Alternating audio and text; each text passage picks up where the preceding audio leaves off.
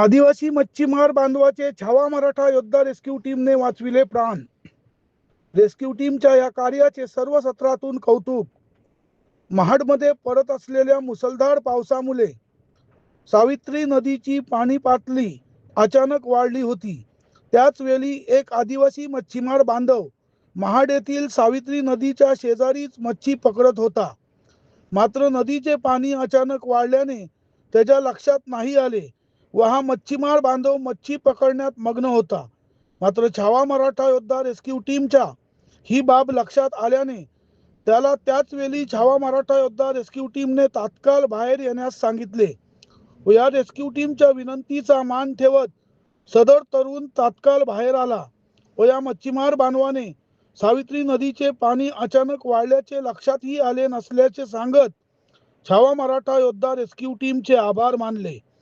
Rescue टीमच्या या कामगिरीबाबत सर्व सत्रातून कौतुक होत असल्याचे पाहाव्यास मिळत आहे।